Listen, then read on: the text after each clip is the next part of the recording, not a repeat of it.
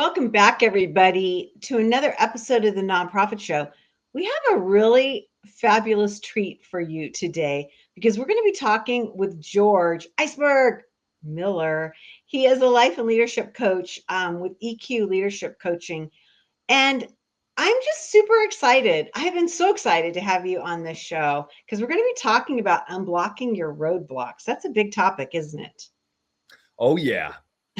I think we can find all sorts of things to remove to make our lives flow easier.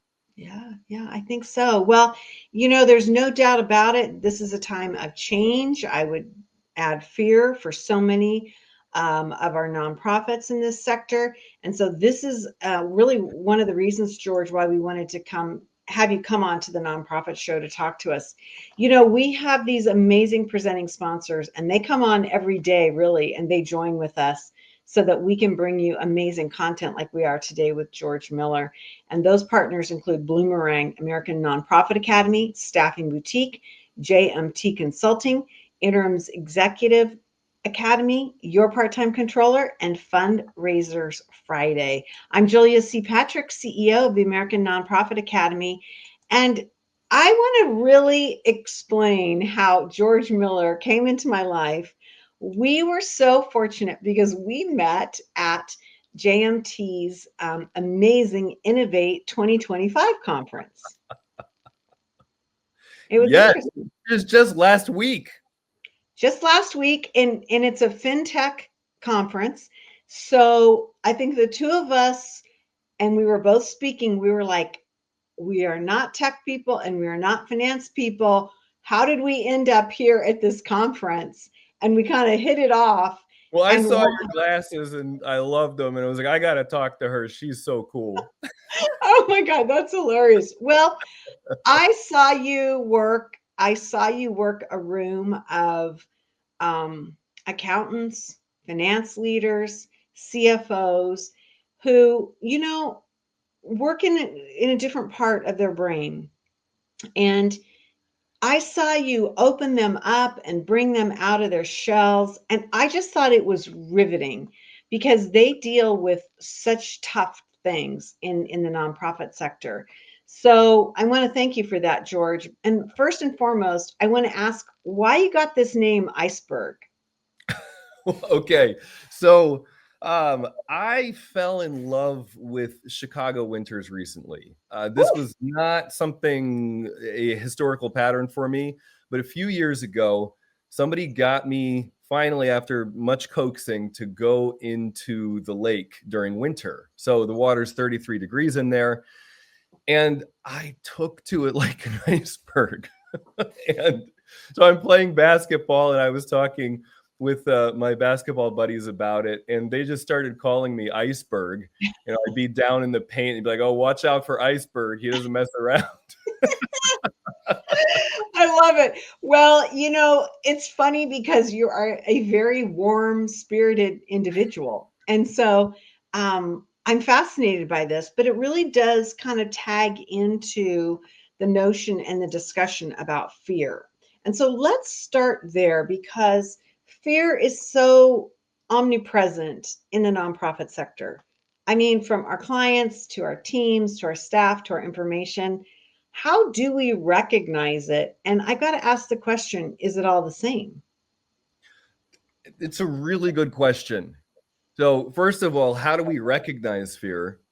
That's a big deal. I was talking with my wife last night, and she's like, so many people aren't aware of the fear that's just kind of omnipresent. And we have this first take on it that there's something wrong with fear. I mean, I think perhaps especially guys. And then I could say, if we were talking about accountants, CFOs, like there's this thing of like, we're not supposed to be afraid. We're supposed to have it all together.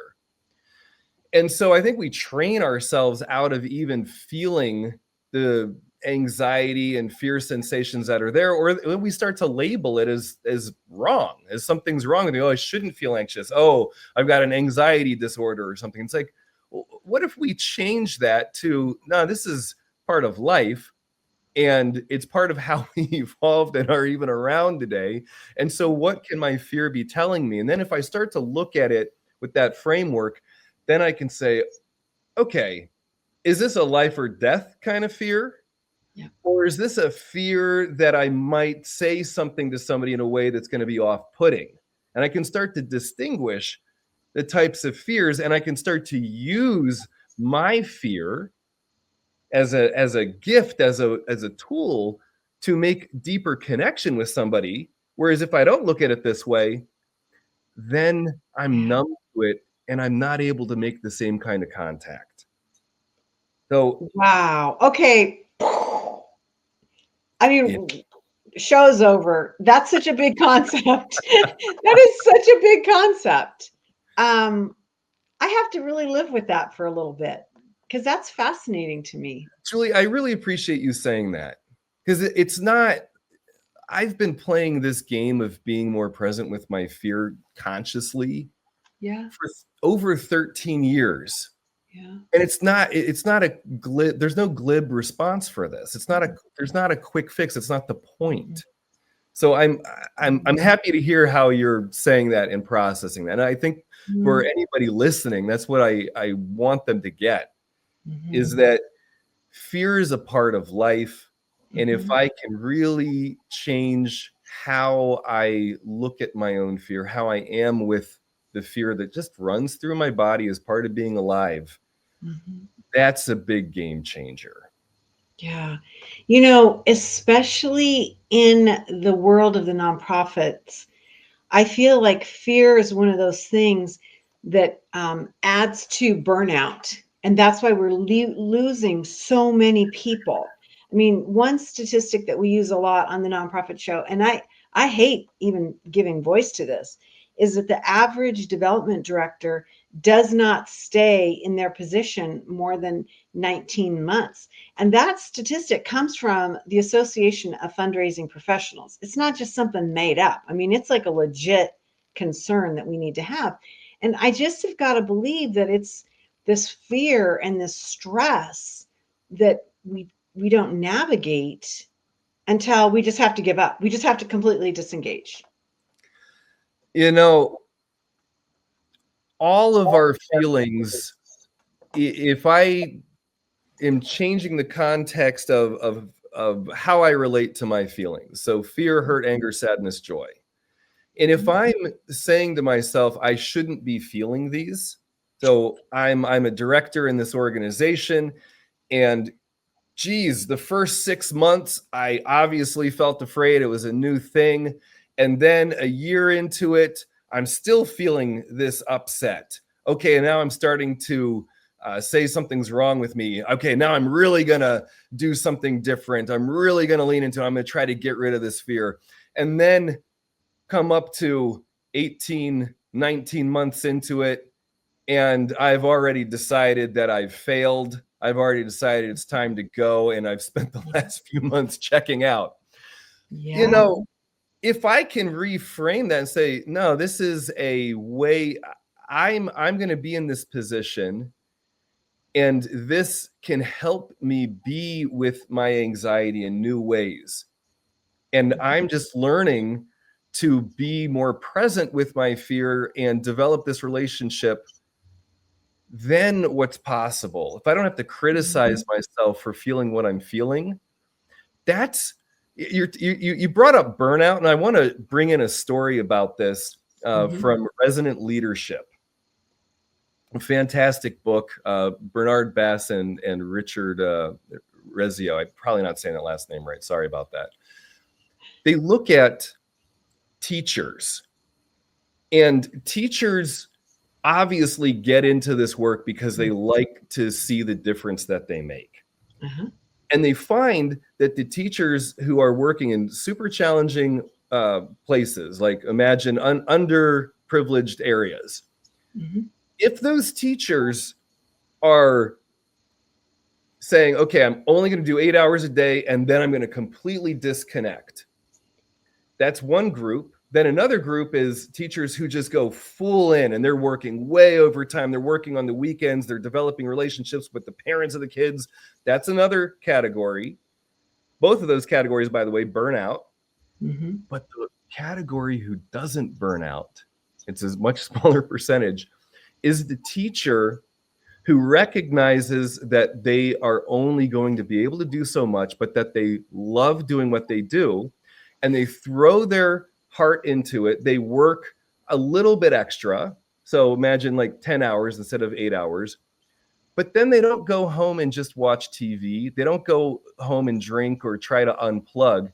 They recognize that what brings them meaning is this type of service work. This is what they like doing. So they actually go volunteer.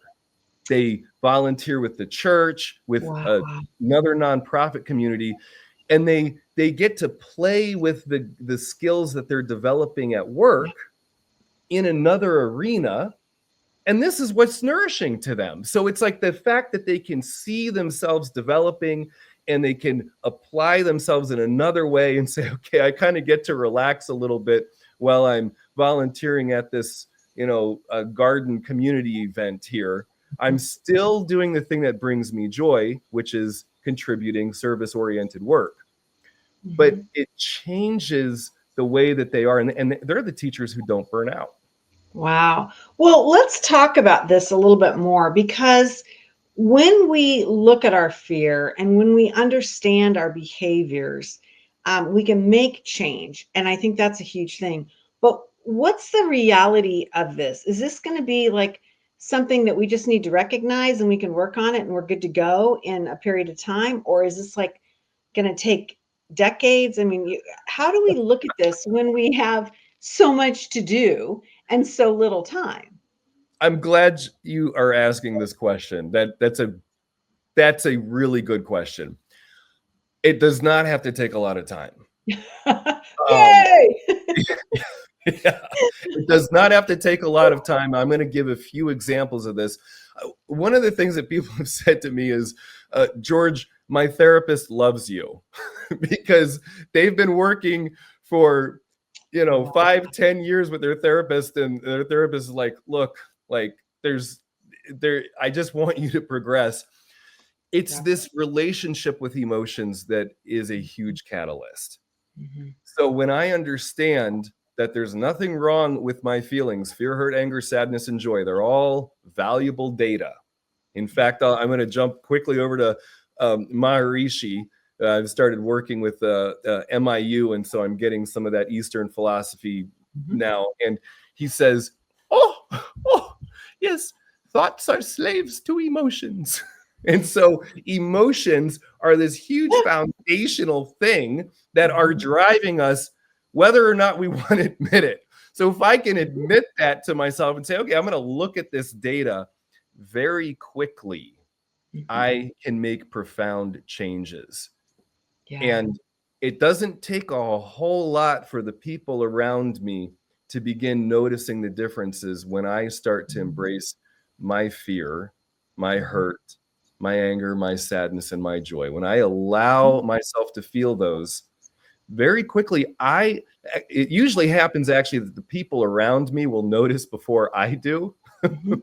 And then Mhm. they start responding to me differently, and I'll start to notice the change.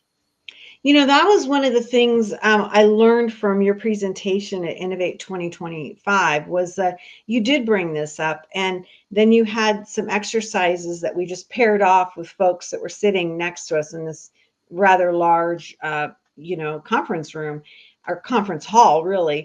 And I sat next to a CFO of a human services organization, interestingly enough, from Canada.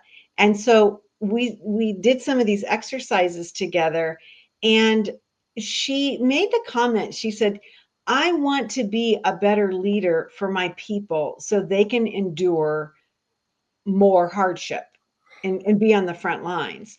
And I was just like, wow. I mean, I thought it was really it was self-preservation, it was leadership, but it was recognition that her behaviors really could lead and impact those around her.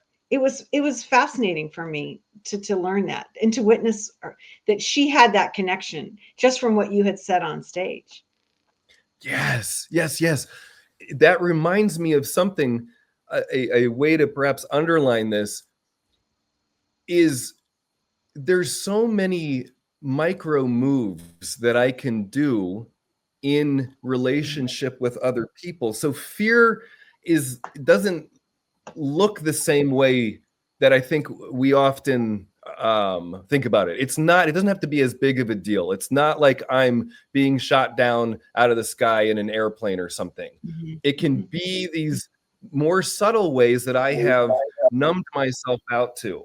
So what you just said about that leader you were talking to reminded me of a client who this was in the tech space, so they're super analytical, and he had been working, being present with his feelings. They're in this client meeting, and it was a disaster. Basically, the clients had been hiding a bunch of stuff from them, lying by omission. So he and his team were like, oh my gosh, this is a train wreck. We look bad. They look bad. The whole thing's a mess. And they sit down at a meeting where he's just with his team. He doesn't even know what to say. He feels so afraid, but he stayed present with that fear. And then all he said was, I feel so angry right now. mhm, And that was him embracing his fear. You don't say that in that kind of space, but he took a risk. And mhm, then he stayed present with his fear a little longer and didn't say anything else. As he looks around at his team, and they're all like, mhm. oh no. And then one of them says, I'm really angry too. Right. They didn't give us any warning about this. Mhm, And he sat there for the next 25 minutes while his team went back and forth saying, you know what? We need to set up some stopgaps here. We need to set up checkpoints with our clients and anticipate that they're probably going to be feeling embarrassed and not wanting to give us accurate information, etc. He's like, George, it was the most productive meeting I've ever had in my life. And all I did was say, I'm angry. And then at the end, I said, nice work, everybody. Let's go mhm. do it. Wow. You know, He was I like, the fear was coursing through his body, especially for the first 5 minutes, as he's like, whoa, wait, this is new. Mhm, Oh my gosh, mhm. keep just shut up, don't say anything. And he just watched himself want to control, jump in, fix, da da da da da da. And he's like, don't do it. Things are going well, don't mess it up. So I hope that gives a good example Yeah. of ways to be with our fear in Mhm. new ways. Well, I think it's an interesting thing is that, when we talk about fear-based issues, fear-based philanthropy and philanthropic management, which is a very real thing, we forget that we have teams and we forget that we have other members that are working around us, that it's a lot easier to just to say, oh, it's just me, or I need to control myself, or I need to deal with this. So I love that idea of bringing your team forward and allowing them to express that. One of the things that you said that was so interesting at Innovate 2025 during one of your exercises was, you said, be present for the other person and let them talk. You're going to now be Yeah. listening. And I was like, oh, that's hard for me because I'm a big talker. But it was like kind of this piece, right? And do you allow your team to do that? I think is like a big question. Absolutely. So as a leader, you model the behavior. Mm, So if I'm unwilling to be present with my anxiety, then I'm signaling that to my team and that it's going to run down that way. That I'm going to establish a culture of people who refuse to be present with their fears. mhm, If I know that I'm doing this, that I'm choosing to embrace my anxiety as a gift to help give me more data, propel me forward, and ultimately bring me more joy and aliveness. If I'm choosing this as my framework, then I will share this with my team and I will model it. I will say things like, you know, I have a lot of concerns about this next project. You know, I might not say, oh, I'm terrified. I might choose language that's appropriate for that scenario, you know? but I'm going to start seeding this and saying, hey, this is a big challenge. I think of General Patton. He made a big point of this where he would always go to the front line. Even when he was hugely famous, he would make a point of walking to the front and saying, all right, I'm at the front at the enemy line, and this is a dangerous zone, and people that I'm leading need to see that I'm willing to do the same. And I'm Wow. going to inspire that way. And then have the expectation. This is the next part then is, hey, I'm willing to be with my fear in this way, and I'm going to communicate it to you. And I expect you to do the same. I expect you to lean into the discomfort of things. I expect you to ask questions. You know, a Right. lot of people don't ask questions. They don't want to look dumb or whatever. Right. And Right.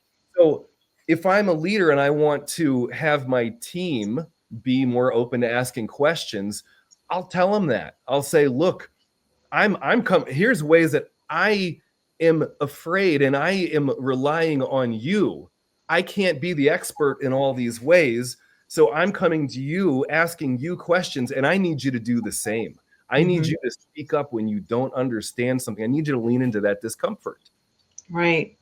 You know, we don't have a lot of time left, and one of the things that I was so attracted to you and your message was your sense of hope. And I wanted to kind of end this last time with you today about talking about embracing hope when you have great fear or change, and especially now in our nonprofit sector. One of the things at Innovate 2025 that was heartbreaking was to meet with so many accomplished, educated, successful financial leaders of nonprofits, and to really drill down their fear. You know, their fear and their messaging that was of fear that was going back to their organizations because of cuts to budgets, because of policy shift, because of, you know, fear of not having the funds so that they could achieve the mission that they were tasked to, you know, work on. And so I'm wondering, like, if you lose hope, that fear just takes over, right?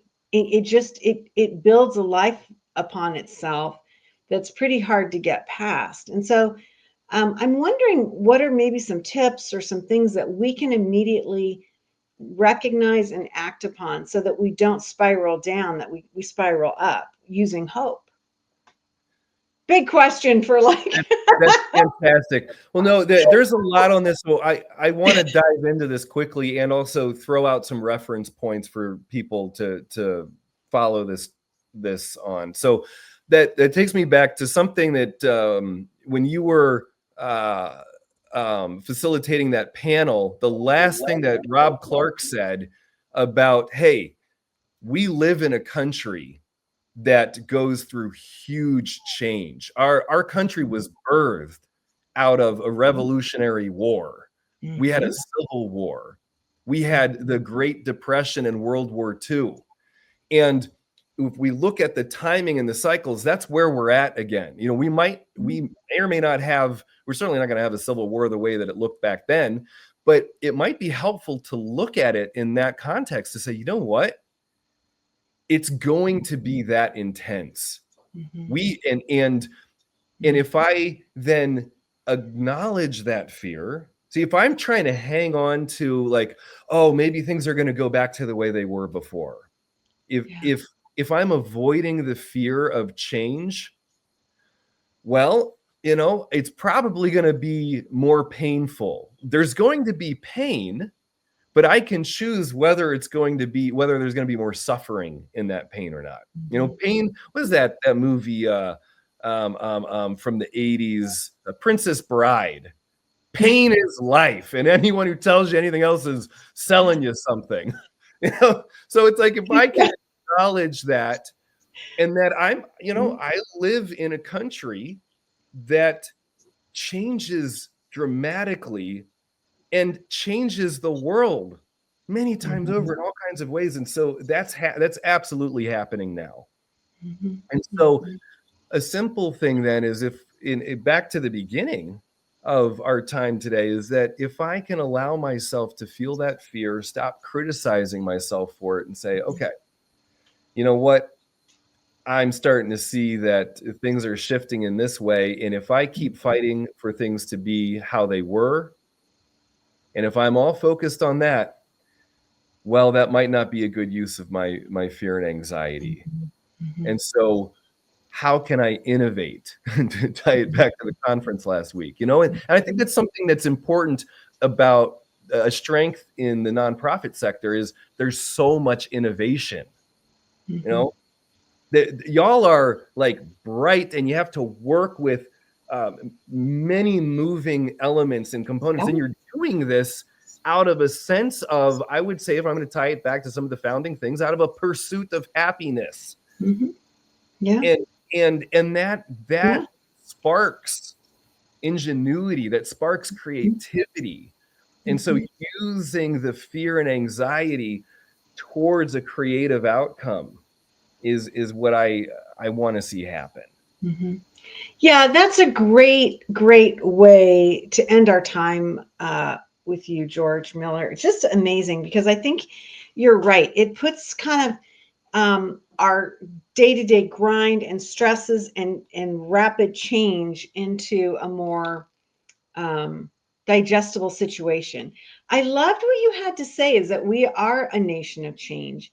And I had never really thought of it that way, but you're right. And we do embrace the issue of change. We're always trying to fix things. Or, that's what the nonprofit sector is all about. I mean, most places on this planet, this doesn't exist. The nonprofit sector does not live in the majority of societies around the planet. Compassion and humility and all those things do, absolutely. But organized nonprofit mission and service, it doesn't really exist the way it does here in this country. And so very, very interesting. I have so enjoyed meeting you. I just think you're brilliant. I really, if you are out there planning a conference or planning some sort of meetup for your nonprofit organization or association, reach out to George. He's very interesting, and we've only been able to scratch the surface. But you can also learn more about George Miller at eqldr.com. And he has some great videos. He has some great pieces where you can see how he interacts with those that he works with. And it's just absolutely fascinating. George, in my mind, with all of these changes, and we'll throw the word fear in, emotional leadership and understanding EQ is really where it's at.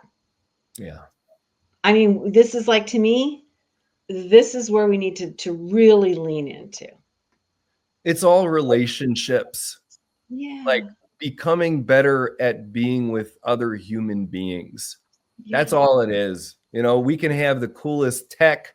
We can do so many fantastic things, but at the end of the day, it all serves the human experience. And it's about relationships. I think truth is discovered more and more in the relationship between two people, between a group. So emotional intelligence is incredibly important for satisfaction in life. Yeah, absolutely. Well, what a gift you are to our sector. And I am just so delighted that I was able to meet you, and really a lot of fun. And I know that we will continue to cross paths on this kooky journey that we are both on. Yes. Thank you, Julia. Thank you so much. And thank you to everybody for viewing in and everybody who helped make this happen. Oh, well, thank you. That's dear. I appreciate that. The folks that make this happen for the nonprofit show are really mighty in themselves. They include Bloomerang, American Nonprofit Academy, Staffing Boutique, JMT Consulting, Interim Executives Academy, Your Part-Time Controller, and Fundraisers Friday. These are the folks that have joined us now for more than 1,300 episodes, and we're now in our 6th year. So these are the pillars of our work here on the Nonprofit Show. George, we end each and every episode with this mantra. And today, and I say this a lot, it sounds kooky, but I really do mean this. Today, it means something totally different.